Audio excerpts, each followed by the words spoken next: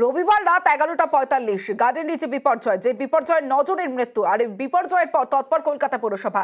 ভেঙে পড়া বাড়ি আশপাশে বেআইনি নির্মাণ, আংশিক ও সম্পূর্ণ বেআইনি নির্মাণ চিহ্নিত। নির্মাণ সরেজমিনে পুরসভার ইঞ্জিনিয়াররা 6টি বাড়ির স্বাস্থ্য পরীক্ষায় পুরসভা। গতকালই বাড়িগুলিতে নোটিশ পুরসভার।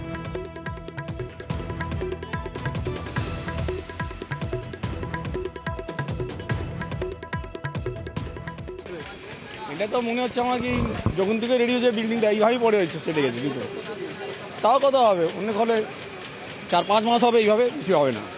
এই পাড়ার মধ্যেও আছে এমনি একটা গর্ত করেছে, বিল্ডিংটাকে খুলেছে, ছাতেটা ভেঙেছে গোল করে, ভেঙে তারপর ছেড়ে দিল। ওইটা ভিতরে যদি যান আপনারা দেখবেন পুরো বিল্ডিংটা ব্যান্ড হয়ে গেছে পুরো এইভাবে। আসছে ওরা এসে ঘুরে ঘুরে চলে যাচ্ছে, কিছু বলার নেই। তারপর ওইভাবে হয়ে গেছে, পড়ে যেতে পারবে। দেখছেন না এরকম হয়েছে।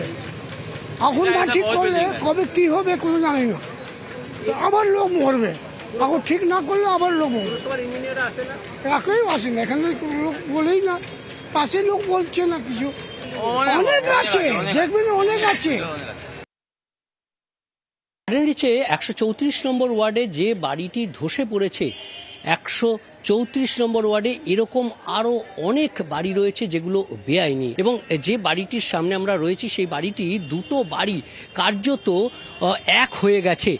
যে সামান্য গ্যাপ রয়েছে নিচের দিকে, উপরের দিকে কার্যত একটির সানসেটের সঙ্গে অন্যটির জানলা পুরো এক হয়ে গেছে। অর্থাৎ এই বাড়িটিও একেবারে বিপজ্জনকভাবে একে অপরের দিকে ঝুঁকে রয়েছে। এরকমই নানান স্ট্রাকচারাল যে ডিসপিউট সেরকম রয়েছে বিভিন্ন বিল্ডিংয়ে।